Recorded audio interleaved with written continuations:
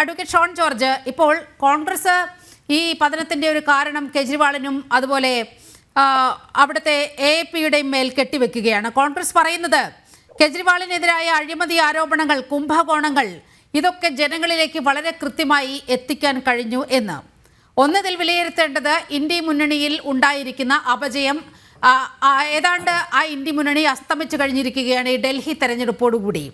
ഒപ്പം BJPയുടെ വിജയത്തിന് കാരണമായ ഘടകങ്ങൾ കൂടി പരിശോധിക്കുമ്പോൾ അല്പസമയം മുമ്പ് അമിത്ഷായുടെ ഒരു ട്വീറ്റ് വന്നിട്ടുണ്ട്. ദില്ലിയിലെ ജനങ്ങളുടെ മനസ്സിൽ മോദിജിയാണ്. യഥാർത്ഥത്തിൽ മോദിജിയല്ലേ അവിടെ ഡൽഹിയിൽ BJPയെ 48 എന്ന മാജിക് നമ്പറിലേക്ക് എത്തിച്ചിരിക്കുന്നത്? നമുക്കറിയാം, ഈ തെരഞ്ഞെടുപ്പിന്റെ ഫലത്തിന് ശേഷം ദേശീയ രാഷ്ട്രീയം ചർച്ച ചെയ്യപ്പെടേണ്ടതാണ്.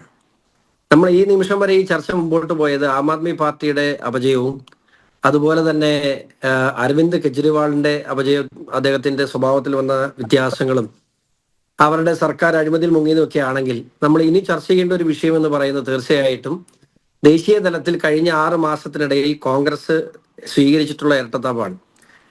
ഇവിടെ അരവിന്ദ് കെജ്രിവാളിനെ അഴിമതി കേസിൽ അറസ്റ്റ് ചെയ്തപ്പോൾ ദേശീയ തലത്തിൽ തന്നെ രാഹുൽ ഗാന്ധിയുടെ നേതൃത്വത്തിൽ ഉണ്ടാക്കിയ പ്രക്ഷോഭങ്ങളെ സംബന്ധിച്ച് ഇപ്പൊ അവർ പറയുന്നത് ആ അറസ്റ്റ് ചെയ്ത രീതിയെ സംബന്ധിച്ചാണ് അവർക്ക് അഭിപ്രായ വ്യത്യാസമാണെന്ന് അവർ പറയാറുണ്ട്. പക്ഷേ ഇവിടെ നമ്മൾ മനസ്സിലാക്കേണ്ട ഒരു കാര്യം, ഏറ്റവും അധികം ഈ തെരഞ്ഞെടുപ്പിന്റെ സമയത്ത് ഏറ്റവും അധികം അവരിപ്പോ പറഞ്ഞ പോലെ തന്നെ ഷീലാ ദീക്ഷിത്തിനെ വേട്ടയാടിയ BJP അല്ലെങ്കിൽ ഷീലാ ദീക്ഷിത്തിനെതിരെ വലിയ പ്രചരണം BJP അല്ല, ആം ആദ്മി പാർട്ടിക്കെതിരെ ശക്തമായ നിലപാട് സ്വീകരിച്ച് നിന്നവരാണ് ഞങ്ങളെന്നാണ് പറഞ്ഞത്. പക്ഷേ ലോക്സഭാ തെരഞ്ഞെടുപ്പിന് സമയത്ത് BJPക്കെതിരെയുള്ള ഏറ്റവും വലിയ ആയുധമായി അവർ പ്രചരണം നൽകിയത്, പ്രത്യേകിച്ച് രാഹുൽ ഗാന്ധി പ്രചരണം നൽകിയത് ശ്രീ കെജ്രിവാളിന്റെ അറസ്റ്റ് ഉൾപ്പെടെയുള്ള കാര്യങ്ങളാണ്. ഒരുപക്ഷെ എനിക്ക് തോന്നുന്നു ഇന്ത്യ മുന്നണിയുടെ യോഗം വിളിച്ചു കൂട്ടാൻ പലപ്പോഴും അതിന്റെ നേതൃത്വം കൊടുത്ത് കോൺഗ്രസിന് കഴിയാതിരുന്നെങ്കിൽ ഇന്ത്യ മുന്നണിയുടെ യോഗം ആദ്യമായി എനിക്ക് തോന്നുന്നത് ഒരു പൂർണ്ണ യോഗം കൂടുന്നത് കെജ്രിവാളിന്റെ അറസ്റ്റിന് വേണ്ടി പ്രതികരിക്കാൻ വേണ്ടിയാണ്.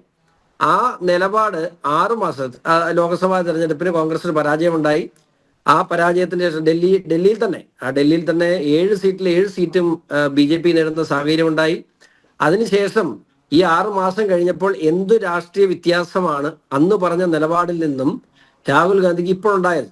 അപ്പൊ അദ്ദേഹം പറഞ്ഞ മാത്രമല്ല, അദ്ദേഹം പറയുന്ന ഓരോ കാര്യത്തിന്റെയും ക്രെഡിബിലിറ്റി, അദ്ദേഹം BJPക്കെതിരെ ഉന്നയിക്കുന്ന ആരോപണങ്ങളുടെ ക്രെഡിബിലിറ്റി എന്താണ്, അല്ലെങ്കിൽ അദ്ദേഹം ഈ കഴിഞ്ഞ കാലങ്ങളിലൊക്കെ BJPക്കെതിരെ പല സ്ഥലങ്ങളിലായി ആരോപിച്ചിട്ടുള്ള വിവിധ വിഷയങ്ങളുടെ ക്രെഡിബിലിറ്റി എന്താണ് എന്ന് ജനങ്ങൾക്ക് കൂടി ബോധ്യപ്പെടുന്നതായിരുന്നു തീർച്ചയായിട്ടും ഡൽഹി തെരഞ്ഞെടുപ്പില് സംപൂജ്യമാകാൻ. ഇതിപ്പോ ഇവിടെ കോൺഗ്രസിന്റെ പ്രതി നമ്മൾ ഇതിനു മുമ്പത്തെ ചർച്ചയിൽ പറഞ്ഞു, ഞങ്ങളുടെ ശക്തി തെളിയിക്കും, ഞങ്ങൾ 2 അക്കത്തിൽ താഴാത്ത, ഞങ്ങൾ ഭരണം പിടിക്കുന്നെന്നും ഈ റോണി കെ ബേബി തന്നെ പറഞ്ഞു, ഞങ്ങൾ ഒരിക്കലും ഭരണം പിടിക്കുമെന്ന് പറയുന്നില്ല. പക്ഷേ കോൺഗ്രസിന് അവിടെ പ്രസക്തി ഇല്ല എന്ന് കൃത്യമായി തെളിയിക്കുന്ന ഒരു തെരഞ്ഞെടുപ്പായി മാറിയില്ല. അവിടെ മാത്രമല്ല, ഈ ഡൽഹിയുടെ ഒരു പ്രത്യേകത എന്താണ് നമുക്കറിയാം.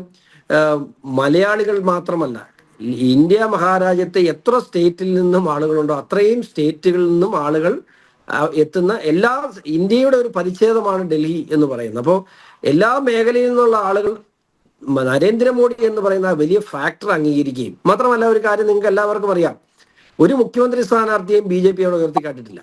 ഈ നിമിഷം വരെയും ഡൽഹിയുടെ വരാൻ പോകുന്ന ഭരണം കിട്ടിയാൽ പോലും ഈ നിമിഷം വരെയും വരാൻ പോകുന്ന ഡൽഹിയുടെ മുഖ്യമന്ത്രി ആരാന്ന് എനിക്കോ നിങ്ങൾക്കോ അറിയില്ല. ഒരു BJPക്കാരനെ എനിക്ക് പോലും പറയാൻ കഴിയില്ല. അപ്പൊ അങ്ങനെ തീർച്ചയായിട്ടും നരേന്ദ്രമോദിയുടെ വ്യക്തിത്വത്തിൽ നിന്നുകൊണ്ടും കേന്ദ്ര സർക്കാരിന്റെ ഭരണ നേട്ടങ്ങളിൽ നിന്നുകൊണ്ടുമാണ് തന്നെയാണ് BJP തെരഞ്ഞെടുപ്പിനെ നേരിട്ടത്. അത് മാത്രമല്ല, കഴിഞ്ഞ 10 വർഷക്കാലത്തിനിടയിൽ അരവിന്ദ് കെജ്രിവാളും ആം ആദ്മി പാർട്ടിക്കും അപ്പുറത്ത് ഡൽഹി ഒരു കുപ്പത്തൊട്ടിയായി മാറിയിരിക്കുന്നു. നമുക്കറിയാം, ഞാൻ ഏറ്റവും കൂടുതൽ ഞാൻ അവിടെ ഉണ്ടായിരുന്നത് ഹരിനഗറിലാണ്. അപ്പൊ അവിടെയൊക്കെ ചെന്നാൽ ഒരു കാലത്ത് ഈ ഡൽഹിയുടെ ഏറ്റവും പോഷ് ഏരിയ എന്ന് വേണമെങ്കിൽ പറയാമായിരുന്ന മലയാളികൾ തിങ്ങി വസിക്കുന്ന പ്രദേശമൊക്കെ ചേരികൾക്ക് തുല്യമായി മാറിയിരിക്കുന്നു. അടിസ്ഥാന സൗകര്യങ്ങളില്ല, റോഡില്ല, വെള്ളമില്ല, വെള്ളത്തിനകത്തൂടെ ഡ്രെയിനേജ് വെള്ളം കയറി വരുന്ന സാഹചര്യം, സൗജന്യമായി കൊടുക്കുന്ന വെള്ളം അത് ഡ്രെയിനേജ് വെള്ളമാണെങ്കിൽ എന്ത് ചെയ്യും? യമുനാ നദിയിൽ വിഷം കലക്കുകയാണ് ഹരിയാനയിൽ. അതിന് അദ്ദേഹത്തോട് ഇലക്ഷൻ കമ്മീഷൻ തന്നെ അതിന്റെ തെളിവ് ആവശ്യപ്പെട്ടു. അദ്ദേഹത്തിനൊന്നും പറയാനുണ്ടായിരുന്നില്ല. അപ്പോ ഇത്തരത്തിലുള്ള ഏതു വിധേനയും ഭരണം പിടിക്കുക. അദ്ദേഹം ഒരു നല്ല എക്കണോമിസ്റ്റ് ആണ്, നമുക്കറിയാം. ഇന്ത്യ കണ്ടതിൽ തന്നെ നല്ലൊരു ഉദ്യോഗസ്ഥനുള്ള ഒരാളാണ് അദ്ദേഹം. ഇപ്പോൾ ഇവിടെ മുമ്പ് സൂചിപ്പിച്ച പോലെ തന്നെ അദ്ദേഹം ആ വാഗണാർ കാറിൽ ഒറ്റയ്ക്ക് വന്ന് ആ സാധാരണ ചെരുപ്പും സാധാരണ വസ്ത്രങ്ങളും ഉപയോഗിച്ച് അദ്ദേഹം വന്ന് ഡൽഹിയുടെ ഭരണം പിടിച്ചപ്പോൾ ഒരു പൊതുപ്രവർത്തന എന്ന നിലയിൽ ഇതൊക്കെ നോക്കി കാണുമ്പോൾ നമുക്കൊക്കെ വലിയ ആവേശമുണ്ടായിരുന്നു തീർച്ചയായിട്ടും. പക്ഷെ അവിടെ നിന്നും ഒരു വ്യക്തി കേന്ദ്രിതമായ പ്രസ്ഥാനം എവിടേക്ക് മാറിയിരിക്കുന്നു? അഴിമതിയുടെ കൂത്തരങ്ങായിട്ട് ആം ആദ്മി പാർട്ടി മാറിയിരിക്കുന്നു. ഇവിടെ ആം ആദ്മി പാർട്ടിയുടെ പ്രതിനിധികൾ പലരും പങ്കെടുക്കുന്നുണ്ട്. പക്ഷേ എല്ലാ പഞ്ചായത്തിലും ഞാൻ ഓർക്കുന്നു, കഴിഞ്ഞ ഒരു 7-8 വർഷം മുമ്പ് എല്ലാ പഞ്ചായത്തിലും, കേരളത്തിൽ പോലും എല്ലാ പഞ്ചായത്തിലും ചെറിയ യൂണിറ്റ് എങ്കിൽ ചെറിയ യൂണിറ്റ് ഉണ്ടായിരുന്ന ആം ആദ്മി പാർട്ടിക്ക് ഇന്ന് എത്ര സ്ഥലത്ത് ആളുകളുണ്ട്, എത്ര കമ്മിറ്റികളുണ്ട്, അവരുടെ കമ്മിറ്റികൾ കൂടുന്നുണ്ടോ? അവരുടെ കൂടെ ഉണ്ടായിരുന്ന, കേരളത്തിൽ പോലും അവരുടെ കൂടെ ഉണ്ടായിരുന്ന ആളുകളുണ്ട്. ആം ആദ്മി പാർട്ടി ഇപ്പൊ ഇതിനു മുമ്പ് സംസാരിച്ച ഒരു പ്രതിനിധി സംസാരിക്കുന്നുണ്ട്, ആം ആദ്മി പാർട്ടി ശക്തമായി തിരിച്ചു വരും, അരവിന്ദ് കെജ്രിവാളിന്റെ നേതൃത്വത്തിൽ തന്നെ വരും എന്നൊക്കെ അവർ പറയുന്നത് കേട്ടു. പക്ഷേ ഡൽഹി എന്ന് പറയുന്ന ഒരു ബേസിൽ നിന്നുകൊണ്ട് കെട്ടിപ്പടുക്കിയ ഒരു പാർട്ടിയാണ് ഇന്ന് തകർന്നടിഞ്ഞിരിക്കുന്നത്.